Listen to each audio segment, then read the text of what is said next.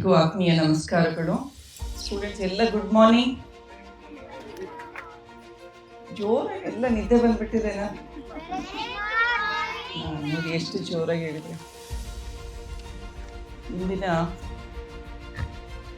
ಕನಗೊಂಡನಹಳ್ಳಿಯ ವಿವಿಧ ಕಾಮಗಾರಿಗಳ ಉದ್ಘಾಟನೆ ಕಾರ್ಯಕ್ರಮದಲ್ಲಿ ಅಧ್ಯಕ್ಷತೆ ವಹಿಸಿರುವಂತಹ ಗ್ರಾಮ ಪಂಚಾಯತ್ ಅಧ್ಯಕ್ಷರಾದ ಶ್ರೀಮತಿ ಗಂಗಮ್ಮ ಅಂಜನಪ್ಪನವರೇ, ಗಂಗಮ್ಮನವ್ರ ಹತ್ರ ನಾನು ಸುಮಾರು ಹೊತ್ತು ಮಾತಾಡ್ತಾ ಇದ್ದೆ.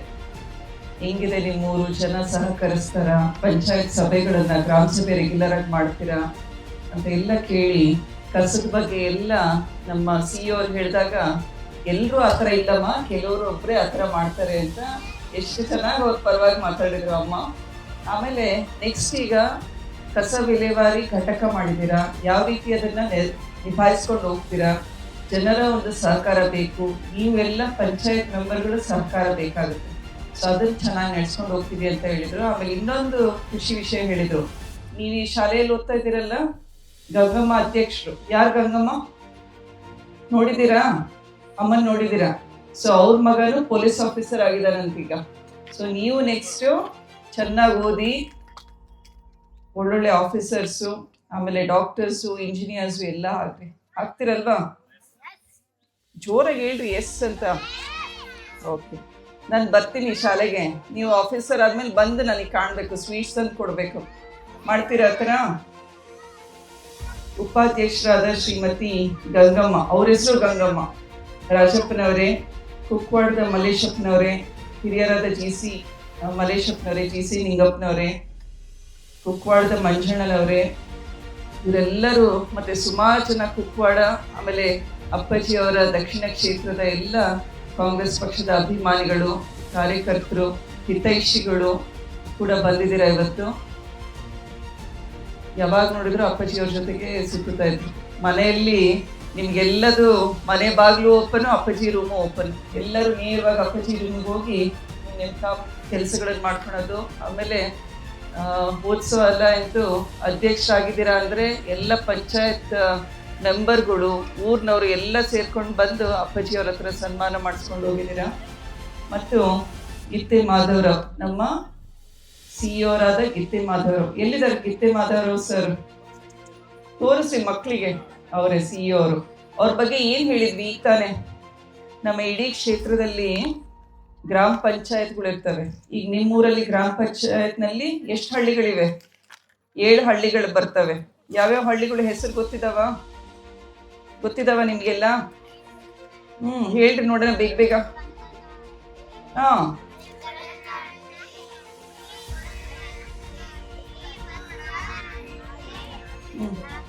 ಜಡಗನಹಳ್ಳಿ, ಬಲ್ಲೂರು, ಶಿರಗನಹಳ್ಳಿ, ಒಡೆಯರಹಳ್ಳಿ.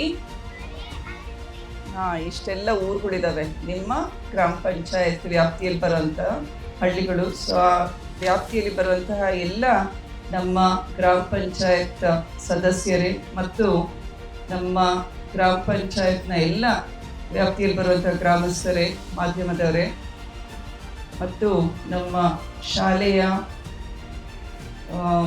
ಟೀಚರ್ಸ್ ಇಬ್ಬರು ಇದ್ದೀರಾ, ಪ್ರಿನ್ಸಿಪಲ್ ಟೀಚರ್ಸ್ ಇದ್ದೀರಾ, 3 ಜನ ಇದ್ದೀರಾ. ಇವತ್ತಿನ ದಿನ ಒಂದು ಒಳ್ಳೆ ಸನ್ಮಾನ ಕೊಟ್ಟರು ನಿಮ್ಮ ಹಳೆ ವಿದ್ಯಾರ್ಥಿಗಳು. ನಿಮ್ಮ ಒಂದು ಕಲಿಕೆ, ನೀವು ಕೊಟ್ಟಂತಹ ಗುರುಗಳು ಕೊಟ್ಟಂತಹ ಮಾರ್ಗದರ್ಶನ, ಆಶೀರ್ವಾದ ಅವರಿಗೆ ಇಷ್ಟು ಮಟ್ಟಿಗೆ ಬೆಳೆಸಿದೆ ಅಂತ ಒಂದು ಕೃತಜ್ಞತೆಯ ಸರ್ಟಿಫಿಕೇಟ್ ನಿಮಗೆ ಸಲ್ಲಿಸಿದ್ದಾರೆ. ಸೊ ಇದು ನಮ್ಮ ಭಾರತೀಯ ಸಂಸ್ಕೃತಿ ಪರಂಪರೆ, ನಮ್ಮ ಗುರು ಹಿರಿಯರನ್ನ ಗೌರವಿಸಬೇಕು ಅಂತ. ಸೊ ನೆಕ್ಸ್ಟ್ ನೀವು ಅಷ್ಟೇ ಬೆಳೆದು ನೋಡಲ್ಲ, ಅಕ್ಕ ಅವರೆಲ್ಲ ಒಂದು ಥ್ಯಾಂಕ್ ಯು ಲೆಟರ್ ಕೊಟ್ಟಿದ್ದಾರೆ ಫ್ರೇಮ್ ಮಾಡಿಬಿಟ್ಟು. ನೀವು ಅದೇ ಥರ ನಿಮ್ಮ ಟೀಚರ್ಸ್ನ ಯಾವಾಗಲೂ ನೆನೆಸ್ಬೇಕು. ಸ್ಕೂಲಿನ ಟೀಚರ್ಸು, ಕಾಲೇಜ್ ಟೀಚರ್ಸು ಯಾವಾಗಲೂ ನೆನೆಸ್ಕೊಂಡು ಅವರನ್ನ ರೆಸ್ಪೆಕ್ಟ್ ಕೊಡಬೇಕು, ಗೌರವ ಕೊಡಬೇಕು ಅವರಿಗೂ. ದಕ್ಷಿಣ ಕ್ಷೇತ್ರದಲ್ಲಿ ಈಗ ನಾವು MP ಆಗಿದ್ದೀವಲ್ಲ, MP ಅಂದರೆ ಏನು ಹೇಳು? ಹಾಂ, ಮೆಂಬರ್. ಎದ್ರ ಮೆಂಬರು? ಪಾರ್ಲಿಮೆಂಟು. ನಮ್ಮನ್ನು ಹೆಂಗೆ ಮೆಂಬರ್ ಆಫ್ ಪಾರ್ಲಿಮೆಂಟ್ ಆಗ್ತೀವಿ? 18 ವರ್ಷ ಆದಮೇಲೆ ನಿಮ್ಮ ಅಪ್ಪಾಜಿ, ಅಮ್ಮ, ಅಣ್ಣ, ಅಕ್ಕ ಎಲ್ಲ ಬಂದು ವೋಟಿಂಗ್ ಬೂತ್ ಇರುತ್ತಲ್ಲ, ನಿಮ್ಮ ಶಾಲೆನ ಬೂತ್ ಮಾಡಿರ್ತಾರೆ ಅವತ್ತಿನ ದಿನ, ವೋಟಿಂಗ್ ಬೂತು. ಅಲ್ಲಿ ಹೋಗಿ ಬಟನ್ ಪ್ರೆಸ್ ಮಾಡಿ ನಮ್ಮನ್ನು ಆಯ್ಕೆ ಮಾಡ್ತಾರೆ. ಆಯ್ಕೆ ಮಾಡಿದ ಮೇಲೆ ನಾವು MLA, MP, ನೆಕ್ಸ್ಟ್ ಗ್ರಾಮ ಪಂಚಾಯತ್, ತಾಲೂಕ್ ಪಂಚಾಯತ್, ಜಿಲ್ಲಾ ಪಂಚಾಯತ್ ಚುನಾವಣೆ ಇರುತ್ತೆ. ಸೊ ಈಗೆಲ್ಲ ನಿಂಗಪ್ಪವರು ಮಂಜಣ್ಣವ್ರು ಏನು ಹೇಳಿದರು, ಯಾವ ಲೀಡರು ವ್ಯಕ್ತಿ ನಿಮ್ಮ ಪರವಾಗಿರ್ತಾರೆ, ನಿಮ್ಮ ಕಷ್ಟ ಸುಖದಲ್ಲಿರ್ತಾರೆ, ಕೆಲಸಗಳನ್ನು ಮಾಡಿಸ್ಕೊಂಡು ಹೋಗ್ತಾರೆ, ಅವರನ್ನ ನೀವು ಎಲೆಕ್ಟ್ ಮಾಡಬೇಕು ಅಂತ. ಸೊ ನಮ್ಮ ಸಂವಿಧಾನ ಕೂಡ ನಮಗೆ ಅದನ್ನೇ ಹೇಳುತ್ತೆ, ಸಮಾನತೆ, ವಿಭಜನೆ ಮಾಡಬೇಡ್ದು. ಅದನ್ನು ಯಾರು ಮಾಡ್ತಾರೆ ಹೇಳ್ರಿ? ಬ್ರಿಟಿಷರು ಮಾಡ್ತಾರೆ, ಹೊರಗಡೆಯಿಂದ ಬಂದು ಆಳೋರು ಮಾಡ್ತಾರೆ. ನಾವು ನಮ್ಮಲ್ಲಿ ಭಾವೈಕ್ಯತೆ ಇಟ್ಕೋಬೇಕು, ಭ್ರಾತೃತ್ವ ಭಾವನೆ ಇಟ್ಕೋಬೇಕು. ಅಪ್ಪಾಜಿಯವರು ಒಂದಲ್ಲ ಎರಡಲ್ಲ, ಇಡೀ ಕಾನ್ಸ್ಟಿಟ್ಯೂಯೆನ್ಸಿ ಅಂದರೆ 8 ಕ್ಷೇತ್ರ ಬರುತ್ತೆ MP ಆದವರು.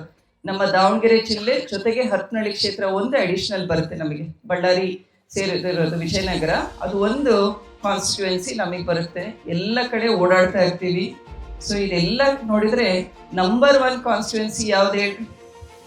ನಂಬರ್ 1 ಯಾವುದು? ಅಭಿವೃದ್ಧಿ ಕೆಲಸದಲ್ಲಿ ಸಿಮೆಂಟ್ ರೋಡ್ ಇರ್ಬೋದು, ಶಾಲೆಗಳಿರ್ಬೋದು, ದೇವಸ್ಥಾನದ ಕಟ್ಟಡಗಳು ಯಾವ್ದು ಮಾಡಿಲ್ಲ ಅಂತ ಹೇಳಬೇಕು. 6 ಬಾರಿ MLA ಮಾಡಿದ್ದೀರಾ, 1 ಸಲ MP ಮಾಡಿದ್ದೀರಾ. ಅವ್ರು ಯಾರವರು? ಜೋರಾಗಿ ಹೇಳಿ ಮಕ್ಕಳು. ದಾವಣಗೆರೆ ಕ್ಷೇತ್ರ ನಿಮ್ಮ MLA ಅವ್ರು ಯಾರು? ದಾವಣಗೆರೆ ದಕ್ಷಿಣ ಕ್ಷೇತ್ರದ MLA ಯಾರು? ಡಾಕ್ಟರ್ ಶಾಮನೂರು ಶಿವಶಂಕರಪ್ಪಾಜಿ. ಡಾಕ್ಟರ್ ಅಂತ ಕೊಟ್ಟಿದ್ದಾರೆ. ಅವರು ವೈದ್ಯರಲ್ಲ, PhD ಮಾಡಿಲ್ಲ, ಬಟ್ ಡಾಕ್ಟರ್ ಅಂತ ಅವ್ರಿಗೆ ಯಾಕೆ ಕೊಟ್ಟಿದ್ದಾರೆ? ದಾವಣಗೆರೆ ಯೂನಿವರ್ಸಿಟಿನಲ್ಲಿ ಅವ್ರಿಗೆ ಡಾಕ್ಟರೇಟ್ ಪದವಿ ಕೊಟ್ಟಿದ್ದಾರೆ. ಯಾಕೆ ಅಂದ್ರೆ ಅವ್ರು ಮಾಡಿರುವಂತಹ ಸಮಾಜ ಸೇವೆ, ಸಾಮಾಜಿಕ ಸೇವೆ, ಅದ್ರ ಜೊತೆಗೆ ಉದ್ಯಮ ಕೊಟ್ಟಿದ್ದಾರೆ ಎಷ್ಟೋ ಜನಕ್ಕೆ. ಬಾಪೂಜಿ ವಿದ್ಯಾಸಂಸ್ಥೆಯನ್ನು ಕಟ್ಟಿದ್ದಾರೆ, ಗೊತ್ತಿದೆ ಇಲ್ವಾ ನಿಮ್ಗೆ? ಬಾಪೂಜಿ ವಿದ್ಯಾಸಂಸ್ಥೆ ಎಲ್ಲಿದೆ? ದಾವಣಗೆರೆಯಲ್ಲಿ. ಅಲ್ಲಿ ನೀನು ಡಾಕ್ಟರ್ ಆಗಬೇಕು, ಇಂಜಿನಿಯರ್ ಆಗಬೇಕು, MBA ಮಾಡಬೇಕು, ನರ್ಸಿಂಗ್ ಮಾಡಬೇಕು, ಫಾರ್ಮಸಿ ಮಾಡಬೇಕು, ಏನೆಲ್ಲ ಓದಬೇಕು ಅಂತ ನಮ್ಮ ದಾವಣಗೆರೆ ಕ್ಷೇತ್ರದ ಜನ, ಸುತ್ತಮುತ್ತಲು ಇರುವಂತಹ ಮಕ್ಕಳ ಉಜ್ವಲ ಭವಿಷ್ಯಕ್ಕೋಗಿ ಅಪ್ಪಾಜಿಯವರು ಸುಮಾರು 35ಕ್ಕೂ ಹೆಚ್ಚು ಸಂಸ್ಥೆಗಳನ್ನು ಕಟ್ಟಿದ್ದಾರೆ. LKG ಇಂದ ಸೇರಿ ಹೈಯರ್ ಎಜುಕೇಷನ್ ತನಕ ಪ್ರತಿಯೊಂದು ಕ್ಷೇತ್ರದಲ್ಲಿ ಒಳ್ಳೆ ಎಜುಕೇಷನ್ ಕೊಡಬೇಕು, ಮತ್ತೆ ಒಳ್ಳೆ ಉದ್ಯೋಗ ಕೊಡಬೇಕು ಅಂತ. ಆ ಒಂದು ಸಂಸ್ಥೆ ಇರಬೇಕು ಅಂದರೆ ಅಲ್ಲಿ ಸಾವಿರಾರು ಜನ ಟೀಚರ್ಸ್ ಇದ್ದಾರೆ, ಆಮೇಲೆ ಸಿಬ್ಬಂದಿ ವರ್ಗದವರಿದ್ದಾರೆ, ಅವರೆಲ್ಲರಿಗೂ ಕೆಲಸ ಕೊಟ್ಟಿದ್ದಾರೆ ಇಂಥ ಬಾಪೂಜಿ ಸಂಸ್ಥೆಯಲ್ಲಿ. ಜೊತೆಗೆ ಬಾಪೂಜಿ ಆಸ್ಪತ್ರೆಯಲ್ಲಿ ಯಾವಾಗಲೂ ಈಗ ನಾವು ಬಡ ರೋಗಿಗಳು ಸಾಕಷ್ಟು ಜನ ಬಂದು ICUನಲ್ಲಿ ಅಡ್ಮಿಟ್ ಆಗಿರ್ತಾರೆ. ಅಮ್ಮ 1 ವಾರ ಆಯಿತು, 15 ದಿನ ಆಯಿತು, ಬಿಲ್ ಭಾಳ ಜಾಸ್ತಿ ಆಗ್ತಾ ಇದೆ, ಕಡಿಮೆ ಮಾಡಿಸ್ರಿ ಅಂತ ಎಷ್ಟೋ ಜನಕ್ಕೆ ಅಪ್ಪಾಜಿಯವರಾಯಿತು, ಮಲ್ಲಿಕಾರ್ಜುನ ಅವರಾಯಿತು, ರಿಯಾಯಿತಿ ದರದಲ್ಲಿ, ಇನ್ನು ಕೆಲವರಿಗೆ ನಾವು ಕಂಪ್ಲೀಟ್ ಅವ್ರಿಗೇನು ಫೀಸ್ ಕಲೆಕ್ಟ್ ಮಾಡಲಿಲ್ಲಂಗೆ ಕೊಟ್ಟಿದ್ದೇವೆ. ವಿದ್ಯಾರ್ಥಿಗಳು ಅಷ್ಟೇ, ಚೆನ್ನಾಗಿ ಓದ್ತಾ ಇರೋಂಥ ವಿದ್ಯಾರ್ಥಿಗಳಿಗೆ ಅಪ್ಪಾಜಿಯವರು SS ಜನಕಲ್ಯಾಣ ಟ್ರಸ್ಟ್ ಅಂತ ಮಾಡಿದ್ದಾರೆ. ಆ ಟ್ರಸ್ಟ್ನಲ್ಲಿ 6 ಕೋಟಿ ರೂಪಾಯಿ ಇಟ್ಟಿದ್ದಾರೆ. 6 ಕೋಟಿ ರೂಪಾಯಿನಲ್ಲಿ ಏನು ಇಂಟ್ರೆಸ್ಟ್ ಅಮೌಂಟ್ ಬರುತ್ತಲ್ಲ, ಆ ಅಮೌಂಟಿಂದ ಪ್ರತಿ ವರ್ಷ ಅರ್ಹ ವಿದ್ಯಾರ್ಥಿಗಳಿಗೆ ಸ್ಕಾಲರ್ಶಿಪ್ ಅಮೌಂಟ್ ಕೊಡ್ತಾ ಇದ್ದೀವಿ. ಜೊತೆಗೆ ಇಂಜಿನಿಯರಿಂಗು, MBBS ಮತ್ತು ಬೇರೆ ಬೇರೆ ಡಿಗ್ರಿ ಮಾಡ್ತಾ ಇರೋರಿಗೆ ಒಳ್ಳೆ ಸ್ಟೂಡೆಂಟು. ಈಗ ನೋಡಿ, ನಾಳೆ ನೀನು ಒಳ್ಳೆ ಮಾರ್ಕ್ಸ್ ತೆಗಿತೀಯ, 80%. 80% ಅಂದರೆ ಹಿಂಗೆ 100ಕ್ಕೆ 80 ಮಾರ್ಕ್ಸ್ ತೆಗೆದ್ರೆ 80% ಆಗುತ್ತೆ, 1000ಕ್ಕೆ 800 ತೆಗೆದ್ರೆ 80% ಆಗುತ್ತೆ. ಸೊ ನೀನು ಆ ಥರ ಒಳ್ಳೆ ಪರ್ಸೆಂಟೇಜ್ ಮಾರ್ಕ್ಸ್ ತೆಗೆದೆ ಅಂದರೆ ನಾಳೆ ಅಪ್ಪಾಜಿ ಅಮ್ಮ ಹೇಳ್ತಾರೆ, ಭಾಳ ಕಷ್ಟ ಆಗುತ್ತೆ ನನಗೆ, ನಿನ್ನ ಸ್ಕೂಲ್ ಫೀಸು, ಕಾಲೇಜ್ ಫೀಸ್ ಕಟ್ಟಕ್ಕೆ ದುಡ್ಡಿಲ್ಲ ನನ್ನ ಹತ್ರ, ನೀನು ಬೇರೆ ಏನಾದರೂ ಡಿಗ್ರಿಗೆ ಹೋಗು ಅಂತಾರೆ. ಅವಾಗ ನೀನು ಏನು ಮಾಡಬೇಕು? ಏನು ಮಾಡ್ತೀಯ ಹೇಳು? ಅವಾಗ ನೀನು ಹೇಳ್ಬೇಕು, ಅಮ್ಮ ನಾನು ಇಂಜಿನಿಯರ್ ಓದಬೇಕು, ನೀನು ನನಗೆ ಲೋನ್ ತೆಗೆಸ್ಕೊಡು ಬ್ಯಾಂಕಿಂದ ಅಂತ ಹೇಳ್ಬೋದು, ಹೌದಾ? ಬ್ಯಾಂಕ್ನಲ್ಲಿ ಲೋನ್ ಕೊಡ್ತಾರೆ, ಹೌದಾ, ನೀನು ಓದಕ್ಕೆ. ಅದ್ರ ಜೊತೆಗೆ ಏನು ಮಾಡ್ಬೋದು? ಅಪ್ಪಾಜಿಯವ್ರ ಜನಕಲ್ಯಾಣ ಟ್ರಸ್ಟ್ ಇದೆ ಅಂತ ಹೇಳಿದ್ನಲ್ಲ, ಆ ಟ್ರಸ್ಟ್ ಆಫೀಸಿಗೆ ನಮ್ಮ ಹತ್ರ ಬಂದು ಹೇಳ್ರಿ, ಮೇಡಮ್ ನಾವು ಓದಬೇಕು, ನಮ್ಮ ಅಪ್ಪಾಜಿ ಅಮ್ಮ ಕಷ್ಟಪಟ್ಟು ಓದ್ತೀನಿ, ಸಾಕ್ತೀನಿ ಅವ್ರನ್ನ ಅಂತ ಹೇಳಿ ನೀವು ಬಂದರೆ ನಿಮಗೆ ಸ್ಕಾಲರ್ಶಿಪ್ ಅಮೌಂಟ್ ಕೊಡಲಿಕ್ಕೆ ವ್ಯವಸ್ಥೆ ಮಾಡಿ. ಅದ್ರ ಜೊತೆಗೆ ಸರ್ಕಾರ ಕೂಡ SC ST ಜನಾಂಗಕ್ಕೆ, ಪರಿಶಿಷ್ಟ ಪಂಗಡ, ಜಾತಿ, ಆಮೇಲೆ ಬೇರೆ ಬೇರೆ ಜಾತಿವಾರು ರಿಸರ್ವೇಷನ್ನು ಸ್ಕಾಲರ್ಶಿಪ್ ಅಮೌಂಟ್ ಕೂಡ ಇದೆ. ಅದರ ಬಗ್ಗೆನೂ ಕೂಡ ಮಕ್ಕಳಿಗೆ ನೀವು ಆಸ್ ಟೀಚರ್ಸ್ ಒಂದ್ಸಲ ಹೈಸ್ಕೂಲಿಗೆ ಬರ್ತಾರೆ ಅಂದರೆ ಅದ್ರ ಬಗ್ಗೆ ಹೆಚ್ಚಿನ ಒಂದು ಇನ್ಫಾರ್ಮೇಶನ್ ಕೊಡಿ. ಮೊನ್ನೆ ಏನಾಯಿತು ಅಂದರೆ ನಮ್ಮ ದಾವಣಗೆರೆ ಜಿಲ್ಲಾಡಳಿತ ಭವನದಲ್ಲಿ MP ಆಫೀಸ್ ಇದೆ, ನೋಡಿದಿರ ಎಲ್ಲ ಹೆಣ್ಮಕ್ಳು? ನೀವು ಬಂದಿದ್ದೀರಿ ಅಮ್ಮ? ಯಾವಾಗಾದರೂ ಬಂದಿಲ್ಲ? ಗಂಗಮ್ಮನವ್ರು ಬಂದಿದ್ದೀರಾ? ಓಕೆ, ನೆಕ್ಸ್ಟ್ ಟೈಮ್ ಬರ್ರಿ. ಇಲ್ಲಿ ಚರಂಡಿ ಸಮಸ್ಯೆ ಇದೆ, ಆಮೇಲೆ ಕಾಂಪೌಂಡ್ ಇನ್ ಕೇಳಿದ್ರು, ಮತ್ತೆ ರಸ್ತೆದ್ ಕೇಳಿದ್ರು. ರಸ್ತೆದು ಬಹಳ ಚೆನ್ನಾಗಿ ನಿಂಗಪ್ಪರು ಹೇಳಿದ್ರು. ರಸ್ತೆ ಆದ ತಕ್ಷಣ ಈ ಜಾಲಿ ಗಿಡ ಇರೋಂಥ ಊರಿಗೆ ನಾವು ಹೆಂಗೆ ಹೆಣ್ಣು ಕೊಡೋಣ ಅಂತ ಹೇಳಿದ್ರು. ಹೌದಾ? ಅದ್ರ ಜೊತೆಗೆ ಒಂದು ಆಸ್ಪತ್ರೆಗೆ ಹೋಗ್ಬೇಕು, ಸರ್ಕಾರಿ ಬಸ್ಗಳು ಓಡಾಡಬೇಕು ಅಂದ್ರೆ ಸಂಪರ್ಕ ಅನ್ನೋದು ಬಹಳ ಮುಖ್ಯ. ಒಂದು ಊರು ದೇಶ ಅಭಿವೃದ್ಧಿ ಆಗ್ಬೇಕು ಅಂದ್ರೆ ಸಂಪರ್ಕ ಅನ್ನೋದು ಪ್ರಾಮುಖ್ಯತೆ ಕೊಡ್ಬೇಕಾಗುತ್ತೆ. ಅಪ್ಪಾಜಿ ಅವರು 6 ಬಾರಿ MLA, 1 ಸಲ MP ಆಗಿ ಆಯ್ಕೆ ಮಾಡಿದ್ರೆ ಎಲ್ಲರಿಗೂ ಈ ವೇದಿಕೆ ಮೂಲಕ ಹೇಳಿದ್ರಲ್ಲ, ಒಳ್ಳೇದು ಅಷ್ಟೇ ಚೆನ್ನಾಗಿ ಹರಡುತ್ತೆ, ಕೆಟ್ಟದು ಅಷ್ಟೇ ಚೆನ್ನಾಗಿ ಹರಡುತ್ತೆ ಅಂತ ಊರಿದು ಅಕ್ಕರೆ ಅಂತ ನಿಮ್ಮ ಊರಿನ ಬಗ್ಗೆ ಒಂದು ಬ್ಲೂ ಪ್ರಿಂಟೇ ಕೊಟ್ಬಿಟ್ರು. ನೀವೆಲ್ಲ ಹಿಂಗ್ ನೇಮ್ ಪ್ಲೇಟ್ ಹಾಕೊಂಡಿರಲ್ಲ, ಆ ನೇಮ್ ಪ್ಲೇಟ್ ಹೇಳ್ದಂಗೆ ಇವತ್ತು ಊರಿಂದ ಎಲ್ಲ ಸ್ಕ್ಯಾನಿಂಗ್ ರಿಪೋರ್ಟ್ ನನ್ನ ಕೈಯಲ್ಲಿದೆ. ಸೊ ನೆಕ್ಸ್ಟ್ ಊರಿನವರೆಲ್ಲ ಬಂದ್ರೆ ನನಗೂ ನೆನಪಿರುತ್ತೆ, ಇಷ್ಟು ಚೆನ್ನಾಗಿ ಒಳ್ಳೇದನ್ನು ಹೇಳ್ತೀರಾ ಅಂದ್ರೆ ನನ್ನ ಬೇಡಿಕೆ ಏನು ಅಂದ್ರೆ ದಯವಿಟ್ಟು ಸಜ್ಜನರ ಸಂಘ ಇಟ್ಕೊಳ್ರಿ.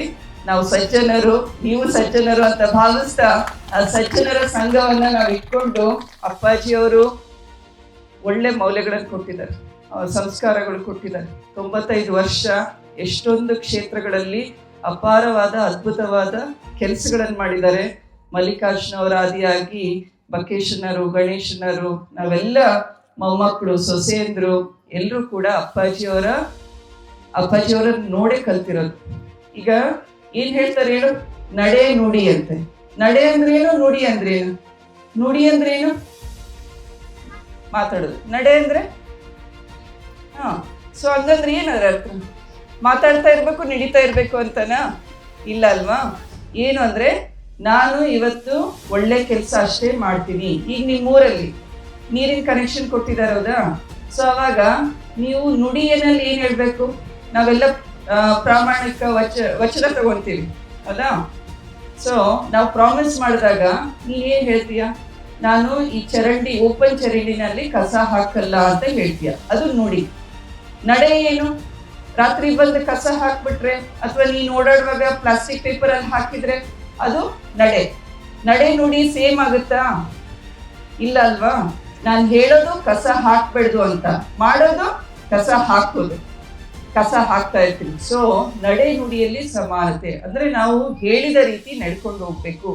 ಇನ್ನೊಬ್ಬರಿಗೆ ನಾವು ಏನಾದ್ರೂ ಒಳ್ಳೆ ಕೆಲಸ ಮಾಡ್ತೀವಿ ಅಂತ ಆಶ್ವಾಸನೆ ಕೊಟ್ರೆ ಅದನ್ನ ಯಾವಾಗಲೂ ನಿಭಾಯಿಸ್ಕೊಂಡು ಹೋಗ್ಬೇಕು.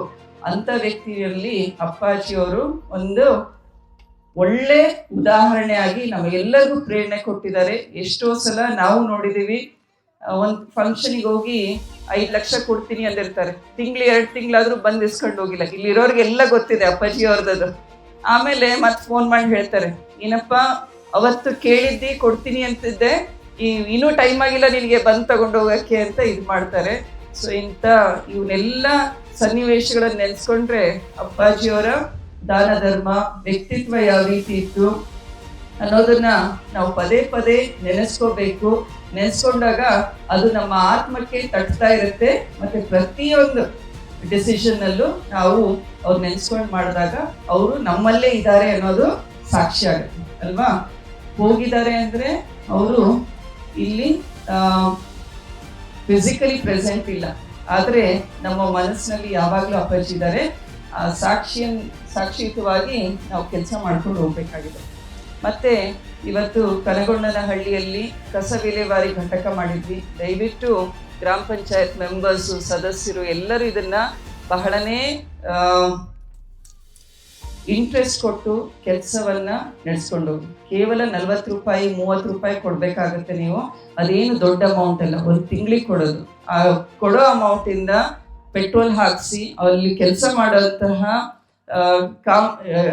ಇವರಿಗೆ ವರ್ಕರ್ಸ್ಗೆ ಸ್ಯಾಲ್ರಿ ಕೊಡ್ಬೇಕಾಗುತ್ತೆ, ಮಹಿಳೆಯರಿಗೆ ಸ್ಯಾಲ್ರಿ ಕೊಡ್ಬೇಕಾಗುತ್ತೆ. ಮಹಿಳಾ ಸಬಲೀಕರಣ ಅಂತ ಹೇಳ್ತೀವಿ. ಎಲ್ಲ ಹೆಣ್ಮಕ್ಳು ಎಷ್ಟು ಚೆನ್ನಾಗಿ ಒಬ್ರು ಡ್ರೈವಿಂಗ್ ಇಂದು ಟ್ರೈನಿಂಗ್ ತಗೊಂಡಿದ್ದಾರೆ ಅಂದ್ರು. ಅವ್ರು ಆ ಊರಿನಲ್ಲಿದ್ದಾರೆ ಅನ್ಸುತ್ತೆ, ಪಕ್ಕದ ಊರಿನಲ್ಲಿ. ಸೊ ಆ ಟ್ರೈನಿಂಗ್ ಎಲ್ಲ ಮಾಡಿದ್ದಾರೆ. ಸೊ ಇವ್ರಿಗೂ ಕೂಡ ಸರ್ಕಾರ ಗ್ರಾಮ ಪಂಚಾಯತ್ ಮಟ್ಟದಲ್ಲಿ ನಿಮಗೆ ನೀವೇ ಸ್ವಾವಲಂಬಿ ಆಗ್ಬೇಕು, ಆರ್ಥಿಕವಾಗಿ ಸ್ವಾವಲಂಬನೆ ಆಗ್ಬೇಕು ಅನ್ನೋ ನಿಟ್ಟಿನಲ್ಲಿ ಈ ರೀತಿ ಪ್ರೋಗ್ರಾಮ್ಸ್ ಮಾಡಿದೆ. ಆದ್ರಿಂದ ದಯವಿಟ್ಟು ಪಂಚಾಯತ್ ಮೆಂಬರ್ಸ್ ಜೊತೆಗೆ ಮತ್ತೆ PDO ಆಫೀಸ್ ಜೊತೆ ಸಹಕರಿಸಿ. ಇಲ್ಲಿ panchayat members, PDO officers regular ಗ್ರಾಮ ಸಭೆಗಳನ್ನ ಮಾಡಿ ನಿಮ್ಮ ಗ್ರಾಮದ ಎಲ್ಲ ಕಾಮಗಾರಿಗಳ ಪಟ್ಟಿಗಳನ್ನ, ಆಮೇಲೆ ಇಲ್ಲಿ ಚರಂಡಿ ಇಲ್ಲ ಅಂತಾರೆ, ಸೊ ಇದ್ರ ಬಗ್ಗೆ ಫಸ್ಟ್ PDO ಆಫೀಸರು ಅವರಿಗೆ ಒಂದು ಲೆಟರ್ ಕೊಟ್ಟು ನಮಗೆ ಮನವಿ ಬಂದಿದೆ, ನಮ್ಮ ಆಫೀಸಿಂದ ಇವೆಲ್ಲ ಮನವಿಗಳನ್ನ ಪರಿಶೀಲನೆ ಮಾಡಿ ನೀವು ಕಳಿಸ್ತೀವಿ, ನೀವು ಇಲ್ಲಿ ಪಂಚಾಯತ್ ಮಟ್ಟದಲ್ಲಿ ಯಾಕೆ ಈ ಕಾಮಗಾರಿ ಆಗಿದೆ ಇಲ್ಲ, ಅಥವಾ ಬರುವ ವರ್ಷದಲ್ಲಿ ನಾವು ಈ ಕಾಮಗಾರಿಗಳನ್ನ ತಗೋಬಹುದು, ಯಾವ ಸ್ಕೀಮ್ಸ್ ಅಂಡರ್ ತಗೋಬಹುದು, ಇಲ್ಲಿ ಲೋಕಲ್ ಪರಿಶೀಲನೆ ಮಾಡಿ ಅವ್ರಿಗೆ ಕೊಟ್ರೆ ಅವರು ನಮ್ಮ ಆಫೀಸಿಗೆ ಮರಳಿ ಒಂದು ಡೀಟೇಲ್ ರಿಪ್ಲೈ ಕೊಡ್ತಾರೆ. ಅವಾಗ ಅದು ಕಂಪ್ಲೀಟ್ ಆದಾಗ ಆಗುತ್ತೆ. ಈಗ ನಾವು ಹಳ್ಳಿಗೆ ಬಂದು ನೀವು ಮನವಿ ಕೊಟ್ಟು ಅಕರೆ ಹೋದ್ ಸಲನು ಮನವಿ ಕೊಟ್ಟೆ, ಈ ಸಲನು ಮನವಿ ಕೊಟ್ಟೆ ಅಂದ್ರೆ ಸರ್ಕಾರದ ಮನವಿಗಳನ್ನ ನಾವು ಆದಷ್ಟು ಬೇಗ ಆಗುತ್ತಾ ಇಲ್ಲ, ಮುಂದಿನ ವರ್ಷ ಆಗುತ್ತೆ ಅನ್ನೋ ಒಂದು ಡೈರೆಕ್ಷನ್ಸ್ ನಿಮಗೆ ಕೊಡ್ಲಿಕ್ಕೆ ಪ್ರಯತ್ನ ಮಾಡೋಣ. ಇನ್ನು ವೈಯಕ್ತಿಕವಾಗಿ ದೇವಸ್ಥಾನದ್ದು ಆಮೇಲೆ ನಮ್ಮ ಕಳಸದ ಕೆಲಸ ಇದೆ ಅಂತ ಎಲ್ಲ ಕೇಳ್ಕೊಂಡು ಬರ್ತೀರಾ, ಅದನ್ನ ನಮ್ಮ ವೈಯಕ್ತಿಕ ಗ್ರಾಂಟ್ಸ್ ನಲ್ಲಿ ಮಾಡ್ಲಿಕ್ಕೆ ಪ್ರಯತ್ನ ಮಾಡೋಣಂತೆ. ಅಪ್ಪಾಜಿಯವರೆಂದು ಎಂದೂ ಇಲ್ಲ ಅಂತ ಕಳಿಸಂಗಿಲ್ಲ. ದಕ್ಷಿಣ ಕ್ಷೇತ್ರದ ಜನತೆಯನ್ನ ಎಂದೂ ಇಲ್ಲ ಅಂದಿಲ್ಲ. 93-95 ನಮಗೆ ಸೋಜಿಕೆ ಆಗೋದು. ಈಗ 2 ವರ್ಷ ಅಷ್ಟೇ ಕಡಿಮೆ ಮಾಡಿರ್ಬೇಕು ಅಪ್ಪಾಜಿಯವರು ಓಡಾಡೋದು. ಅದಕ್ಕೂ ಮುಂಚೆ ನೋಡಿಲಿ ಅಪ್ಪಾಜಿಯವ್ರ ಟೇಬಲ್ ಮೇಲೆ ನಿನಗೆ ಎಷ್ಟು ವರ್ಷ? 9ಕ್ಕೆ 90 ಆಗ್ಬೇಕಂದ್ರೆ ಏನು ಮಲ್ಟಿಪ್ಲೈ ಮಾಡಿ, ಏನಂತೀರ ಮಲ್ಟಿಪ್ಲೈಗೆ? ಎಷ್ಟು ಗುಣಿಸ್ಬೇಕು? 10. ಸೊ ನಿನಗಿನ್ನ 10 ಪಟ್ಟು ಜಾಸ್ತಿ ಅವ್ರ ವಯಸ್ಸು. ಅವ್ರು ಏನ್ ಮಾಡೋರು, ಅವ್ರ ಟೇಬಲ್ ಮೇಲೆ ನೋಡಿ, ಹಿಂಗೆ ಬಾಯಿ ಮೇಲೆ ಕೈ ಇಟ್ಕೊಂತ ನಾನು, ಅವ್ರ ಟೇಬಲ್ ಮೇಲೆ 10-15 ಮದುವೆ ಕಾರ್ಡ್ಗಳಿದ್ರೆ ನೀನೇ ಬಂದು ಕರೆದಿಲ್ಲ ಅಂದ್ರೂ ಅಪ್ಪಾಜಿ 15 ಮದುವೆಗಳಿಗೂ ಹೋಗುತ್ತೆ. ಸಣ್ಣ ಹುಡುಗರ ಥರ ನಿನ್ನ ಥರನೇ ಅಷ್ಟೇ ಲವಕಿಯಲ್ಲಿ ನಮ್ಮ ಮಾವನವ್ರು ಯಾವಾಗಲೂ ಇದ್ರು. ಸೊ ಕ್ಷೇತ್ರದ ಜನತೆ ಯಾವಾಗಲೂ ನೀವು ಕೂಡ ನೆನೆಸ್ತೀರ ಅಪ್ಪಾಜಿಯವ್ರನ್ನ. ನಾವು ಅದನ್ನೇ ನೆನೆಸ್ಕೊಂಡು ಪ್ರತಿದಿನ ಅಪ್ಪಾಜಿಯವ್ರನ್ನ ನೆನೆಸೋದಾಗತ್ತೆ ನಮಗೂ. ಆಮೇಲೆ ಇಲ್ಲಿ ಮೇನ್ಲಿ ಒಳ್ಳೊಳ್ಳೆ ಕಟ್ಟಡ ಆಗಿದೆ, ಸ್ಕೂಲ್ ಆಗಿದೆ, ಟೀಚರ್ಸು ನೀವು ಇಬ್ಬರೇ ಇದ್ದೀರಾ ಅನ್ಸುತ್ತಲ್ವ ಇಲ್ಲಿ. ಸ್ಟಾಫ್ ಮಕ್ಕಳಿರೋದು 15 ಜನ ಮಕ್ಕಳು. ಪ್ರತಿಯೊಬ್ಬರಲ್ಲೂ ಒಬ್ಬೊಬ್ಬ ಅಬ್ದುಲ್ ಕಲಾಂ ಅವ್ರನ್ನ ಹುಟ್ಟಿಸ್ಬೇಕು ನೀವು. ಆ ರೀತಿ ಒಳ್ಳೆ ಶಿಕ್ಷಣ ಕೊಡ್ರಿ, ಒಳ್ಳೆ ಸಂಸ್ಕಾರ ಕೊಡ್ರಿ ನಮ್ಮ ಮಕ್ಕಳಿಗೆ. ಅವರಲ್ಲಿ ಪ್ರತಿಯೊಬ್ಬರಲ್ಲೂ ಪ್ರತಿಭೆ ಇದೆ, ಅದನ್ನ ನೀವು ಮಾಡ್ತೀರಾ ಅನ್ಕೊಂಡಿದ್ದೀನಿ. ಬಿಕಾಸ್ ಇವತ್ತು ಸರ್ಟಿಫಿಕೇಟ್ ಕೊಟ್ಟಿದಾರಲ್ಲ, ಅದೇ ನಿಮಗೆ ಯಾವುದೇ ಒಂದು ರಾಜ್ಯ ಪುರಸ್ಕಾರಕ್ಕಿಂತ ದೊಡ್ಡ ಪುರಸ್ಕಾರ ಇದೆ. ನಮ್ಮ ಮಕ್ಕಳು ನಮ್ಮನ್ನ ನೆನೆಸ್ಕೊಂಡು ಸರ್ಟಿಫಿಕೇಟ್ ಕೊಡ್ತಾರೆ ಅಂದ್ರೆ ಅದು ಎಲ್ಲದಕ್ಕಿಂತ ದೊಡ್ಡದು. ಆಮೇಲೆ ಅಪ್ಪಾಜಿಯವರ ಕೆಲಸಗಳು ಇಲ್ಲಿ ನಾವು ಬಾಯಲ್ಲಿ ಅಥವಾ ಯಾವುದೇ ಪೇಪರ್ನಲ್ಲಿ ನೋಡ್ಬೇಕಾಗಿಲ್ಲ, ಇಡೀ ದಾವಣಗೆರೆ ದಕ್ಷಿಣ ಕ್ಷೇತ್ರದಲ್ಲಿ ಕಾಣಿಸುತ್ತೆ. ಇಂಥವರ ಕುಟುಂಬದ ಸೊಸೆಯಾಗಿ, ಪರಿವಾರದವರಾಗಿ ನಾವು ಯಾವಾಗಲೂ ದಕ್ಷಿಣ ಕ್ಷೇತ್ರದ ಪ್ರತಿಯೊಬ್ಬ ಜನತೆಗೂ ಕೂಡ ಚಿರಋಣಿಯಾಗಿ ನಿಮಗೆ ಸೇವೆ ಮಾಡುವಲ್ಲಿ ಸದಾ ಬದ್ಧರಾಗಿರ್ತೀವಿ ಅಂತ ಹೇಳಿ, ಇಲ್ಲಿರುವಂತಹ PDO ಆಫೀಸರ್ಸು, ಗೌರ್ಮೆಂಟ್ ಅಫಿಷಿಯಲ್ಸು ಹೆಚ್ಚಿನ ಕಾಳಜಿ ವಹಿಸಿ ಸರ್ಕಾರದ ಕೆಲಸ ದೇವ್ರ ಕೆಲಸ ಅಂತ ನಾವೇನು ಹೇಳ್ತೀವಿ ಆ ರೀತಿ ನೀವು ನಡ್ಕೊಂಡು ಏನೇ ಕ್ಷೇತ್ರದ ಸಮಸ್ಯೆ ಇದ್ರೆ ಬಂದು ನಮ್ಮ ಜೊತೆ ಡಿಸ್ಕಸ್ ಮಾಡ್ತೀವಿ. ಈಗ ಕಾಂಪೌಂಡ್ ಕಟ್ಟಲಿಕ್ಕೆ ಗ್ರಾಂಟ್ಸ್ ಬಂದಿದೆ ಅಂತಾರೆ, ಬಟ್ ಪಕ್ಕದ ಹೊಲದವರು ಅಲ್ಲಿ ಜಾಗ ಬಿಟ್ಟು ಕೊಡ್ತಾ ಇಲ್ಲ. ಈ ರೀತಿ ಅನೇಕ ಸಮಸ್ಯೆಗಳಿರ್ತಾರೆ. ಆಫೀಸರ್ಸು ನಿಮ್ಮದೇ ಹೈರಾರ್ಕಿ ಇದೆ, ಡಿಪಾರ್ಟ್ಮೆಂಟ್ ಹೈರಾರ್ಕಿ, ಅವ್ರ ಹತ್ರ ಚರ್ಚೆ ಮಾಡಿಕೊಂಡು ಅದನ್ನು ಮೀರಿ ಬಗೆಹರಿಸಕ್ಕೆ ಆಗ್ತಾ ಇಲ್ಲ ಅಂದರೆ ನಮ್ಮ ಬ್ಲಾಕ್ ಅಧ್ಯಕ್ಷರು, ಆಮೇಲೆ ದಾವಣಗೆರೆ ದಕ್ಷಿಣ ಅಧ್ಯಕ್ಷರು ಲಿಂಗಪ್ಪನವರು ಇದ್ದಾರೆ, ಅದನ್ನು ಮೀರಿ ಆಗ್ತಾ ಇಲ್ಲ ಅಂದರೆ ಸಚಿವರಿದ್ದಾರೆ, ಜಿಲ್ಲಾ ಸಚಿವರು, ನಾವು ಕೂಡ ಇದ್ದೀವಿ. ನಿಮ್ಮೆಲ್ಲ ಕೆಲಸಗಳಿಗೆ ನಿಮ್ಮ ಜೊತೆ ಇರ್ತೀವಿ. ಮತ್ತೆ ಅಪ್ಪಾಜಿಯವರ SS ಕೇರ್ ಟ್ರಸ್ಟ್ ಮೂಲಕ ನಾವು ಉಚಿತವಾಗಿ ಡಯಾಲಿಸಿಸ್ ಮಾಡಿಸ್ತಾ ಇದ್ದೀವಿ. ಡಯಾಲಿಸಿಸ್ ಒಮ್ಮೆ ಮಾಡಿಸ್ಬೇಕು ಅಂದರೆ ಸುಮಾರು 1200 ರೂಪಾಯಿ ಖರ್ಚು ಬೀಳುತ್ತೆ. ವಾರದಲ್ಲಿ 2 ಬಾರಿ 3 ಬಾರಿ ಮಾಡ್ಲಿಕ್ಕೆ ಹೇಳ್ತಾರೆ ಡಯಾಲಿಸಿಸ್ಸು. ಸೊ ತಿಂಗಳಿಗೆ 10,000-15,000 ಸಾವಿರ ಖರ್ಚು ಬೀಳುತ್ತೆ. ಸೊ ಅಂಥ ಸಂದರ್ಭದಲ್ಲಿ ದಯವಿಟ್ಟು ಅಪ್ಪಾಜಿಯವರ ಟ್ರಸ್ಟ್ನಲ್ಲಿ ನಾವು ಫ್ರೀಯಾಗಿ BPL ಕಾರ್ಡ್ ಹೋಲ್ಡರ್ಸಿಗೆ ಮಾಡ್ತಾ ಇದ್ದೀನಿ. ಸೊ ನಮ್ಮ ಕ್ಷೇತ್ರದ ದಾವಣಗೆರೆ MP ಕ್ಷೇತ್ರದಲ್ಲೂ ಇದು ಎಲ್ಲರಿಗೂ ಫ್ರೀಯಾಗಿ ಕೊಡ್ತಾ ಇದ್ದೀವಿ, ಅದನ್ನು ಬಳಸ್ಕೊಳ್ರಿ ಅಂತ ಹೇಳಿ ಒಂದು ಸಣ್ಣ ಕತೆ ಹೇಳ್ತೀನಿ ಸ್ಟೂಡೆಂಟ್ಸ್. ನಿಮಗಿದು ಕತೆ ಏನು ಕತೆ ಅಂದರೆ, ಒಂದ್ಸಲ ಒಬ್ಬನು ಅಣ್ಣ ಬಂದಿದ್ದ ನನ್ನ ಹತ್ರ. ಅವನಿಗೆ ಕೇವಲ 25 ವರ್ಷ, ಡಿಗ್ರಿ ಆಗಿದೆ ಅವನು, ಆಯಿತಾ. ಅವನು ಇದನ್ನು ಮಾಡಿದ IT ಅಂತ ಮಾಡ್ತಿರಲ್ಲ ನೀವು, diploma course, ITI diploma course, ಅದನ್ನು ಮಾಡ್ಕೊಂಡು ಬಂದಿದ್ದ. ಅವರ ತಂದೆನ ಕರ್ಕೊಂಡು ಬಂದಿದ್ದ.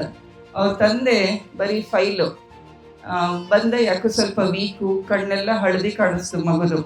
ಸೊ ಯಾಕೆ ಅಂತ ಕೇಳಿದರೆ ಆಮೇಲೆ ಡಯಾಲಿಸಿಸ್ ಮಾಡಿಸ್ಕೋಬೇಕು ನಾನು ಅಂದೆ. ಡಯಾಲಿಸಿಸ್ ಯಾರಿಗೆ ಮಾಡಿಸ್ಬೇಕು? ಅಪ್ಪಂಗ ಮಗನಿಗ? ಹಳದಿ ಕಣ್ಣು ಅಣ್ಣಂದಿದೆ. ಯಾರಿಗೆ ಡಯಾಲಿಸಿಸ್ ಅವಶ್ಯಕತೆ ಇದೆ? ಅಣ್ಣಂಗೆ. ಹೌದಾ? ಅವ್ರ ಅಪ್ಪಾಜಿಗೆ 60 ವರ್ಷ, ಮಗನಿಗೆ ಬರೀ 25 ವರ್ಷ. ಸೊ ಇವನಿಗೆ ಮೆಡಿಕಲ್ ಕಂಡೀಷನ್ನು, ಅವನಿಗೆ ಹೆರಿಡಿಟ್ರಿ ಇತ್ತು, ಏನೋ ಅಭ್ಯಾಸ ಇರಲಿಲ್ಲ, ಏನೂ ಇಲ್ಲ. ಆದರೆ ಅವನಿಗೆ ಕಿಡ್ನಿ ಫೇಲಿಯರ್ ಆಗಿತ್ತು. ಅವನಿಗೆ ಡಯಾಲಿಸಿಸ್ ಅವಶ್ಯಕತೆ ಇತ್ತು. ಸೊ ಫೈಲೆಲ್ಲ ಇಟ್ಕೊಂಡು ಅವ್ರ ಅಪ್ಪಾಜಿ ಏನು ಮಾತಾಡ್ತಾನೆ ಇಲ್ಲ, ಬರೀ ಕಣ್ಣೀರು ಒರೆಸ್ಕೊಳ್ಳೋದೇ ಆಗಿತ್ತು ಅವ್ರದ್ದು ತಂದೆದು. ಸೊ ಅವ್ರು ಬಂದು ನನ್ನ ಮಗನಿಗೆ ಡಯಾಲಿಸಿಸ್ ಮಾಡಿಸ್ಬೇಕಮ್ಮ ಆಯಿತು ಅಂತ ಹೇಳಿ ಈಗ ಬಾಪೂಜಿನಲ್ಲಿ ಮಾಡಿಸ್ಕೊಂತ ಇದ್ದೀವಿ, SS ಜನರಲ್ ಹಾಸ್ಪಿಟ್ಲಲ್ಲಿ ಮಾಡಿಸ್ರಿ ಆಯಿತು ಅಂತ ಎಲ್ಲ ಸೈನ್ ಮಾಡಿ ಕೊಟ್ಟೆ. ಆಮೇಲೆ ಇದ್ದವನು ಆ ಹುಡುಗ ಏನು ಹೇಳ್ತಾ ಗೊತ್ತಾ, ಈಗ ಡಯಾಲಿಸಿಸ್ ಮಾಡಿಸ್ಕೊತಾ ಇದ್ದಾನೆ 2 ಸಲ 3 ಸಲ ಅಂದರೆ ಭಾಳ ಸುಸ್ತಿರುತ್ತೆ, ನಿಶಕ್ತಿ ಆಗಿರ್ತಾರೆ. ಅವ್ರದ್ದು ಊಟ, ನೀರು ಎಷ್ಟು ತಗೋಬೇಕು, ಏನೇನು ಊಟ ಮಾಡಬೇಕು ಎಲ್ಲ ಡಾಕ್ಟ್ರು ಬರ್ದಂಗೆ ತಗೋಬೇಕು. ಅವ್ರು ಸುಮ್ಮನೆ ನನಗೆ ಚಾಕ್ಲೇಟ್ ಇಷ್ಟ, ಎಳ್ನೀರು ಇಷ್ಟ ಅಂತ 2 ಕುಡಿಯೋಂಗಿಲ್ಲ. ನೀರು ಅಷ್ಟೇ, ಇಷ್ಟು 1 ಬಾಟಲ್ ನೀರು ಇಷ್ಟು 1 ಲೀಟ್ರ್ ಕುಡಿಬೇಕು ಅಥವಾ ಅರ್ಧ ಲೀಟ್ರ್ ಕುಡಿಬೇಕು ಅಂತ ಏನು ಬರೆದಿರ್ತಾರೆ ಡಾಕ್ಟ್ರು, ಅಷ್ಟೇ ನೀರು ಕುಡಿಬೇಕು. ಬಾಯರ್ಸು ಅಂತ ನೀರು ಕುಡಿಯಂಗಿಲ್ಲ, ಚಮಚದಲ್ಲಿ ಅಷ್ಟೇ ನೀರು ಕುಡಿಬೇಕು. ಅವ್ರು ಡಯಾಲಿಸಿಸ್ ಬಂದರೆ ಅಷ್ಟು ಸಮಸ್ಯೆ ಆಗುತ್ತೆ. ಸೊ ಅವಾಗ ಆ ಹುಡುಗ ಇದನ್ನೆಲ್ಲ ಬಿಟ್ಟು ಅವನು ಏನು ಹೇಳ್ದ ಅಂದರೆ, ಮೇಡಮ್ ನನಗೆ ಎಷ್ಟು ದಿನ ಇರ್ತೀನೋ ಇಲ್ಲ ಗೊತ್ತಿಲ್ಲ, ನನಗೆ ಒಂದು ಸಣ್ಣ ಕೆಲಸ ಕೊಡಿಸ್ರಿ, ನಮ್ಮ ಪಂಚಾಯತ್ ಆಫೀಸ್ನಲ್ಲಿ ಒಂದು ಕೆಲಸ ಕೊಡಿಸ್ರಿ. ಆ ಕೆಲಸ ಕೊಡಿಸಿದ್ರೆ ನಾನು ಸಂಬಳದಲ್ಲಿ ಇರೋವಷ್ಟು ದಿನ ನಮ್ಮ ಅಪ್ಪಾಜಿ ಅಮ್ಮಗೆ ಆರ್ಥಿಕವಾಗಿ ಹೆಲ್ಪ್ ಮಾಡಿದೆ ಅನ್ನೋ ಅಂತ ಸಮಾಧಾನದಿಂದ ನಾನು ಇರ್ತೀನಿ, ಬದುಕ್ತೀನಿ ಅಂತ ಹೇಳ್ದ. ಅದಕ್ಕೆ ಏನು ಅನ್ಬೇಕು ನಾವು ಅಲ್ವಾ? ಸುಮ್ಮನೆ ಬೇಜಾರ ಕೂತ್ಕೊಳ್ಳಿಲ್ಲ ಅವನು. ಹೌದು ಬಂದಿದೆ ಅಂತ ದೊಡ್ಡ ಕಾಯಿಲೆ ಇರೋವಷ್ಟು ದಿನ ನಾನು ಧೈರ್ಯವಾಗಿ ಕಾಯಿಲೆ ಎದುರಿಸ್ತೀನಿ. ಅಪ್ಪಾಜಿ ಅಮ್ಮ ಅವ್ರಿಗೆ ನಾವು ಹೊರೆಯಾಗಿರೋದಿಲ್ಲ, ಅವ್ರನ್ನ ಜೊತೆಗೆ ನಾನು ಧೈರ್ಯ ತುಂಬಿಸಿರ್ತೀನಿ ಅಂತ. ಸೊ ನೀವು ಮಕ್ಕಳು ಯಾವಾಗಲೂ ಅಪ್ಪಾಜಿ ಅಮ್ಮಂಗೆ ಸ್ಟ್ರೆಂತ್ ಆಗಬೇಕು, ವೀಕ್ನೆಸ್ ಆಗಬಾರ್ದು. ನೀವು ಅವರಿಗೆ ಚೆನ್ನಾಗಿ ಓದಬೇಕು, ಅಜ್ಜಿ ಎಲ್ಲರನ್ನೂ ಗೌರವಿಸ್ಬೇಕು, ಮೊಬೈಲ್ ಕಮ್ಮಿ ಮಾಡಬೇಕು. ಅಷ್ಟು ಹೇಳಿ ನನ್ನ ಮಾತು ಮುಗಿಸ್ತೀನಿ. ಧನ್ಯವಾದ.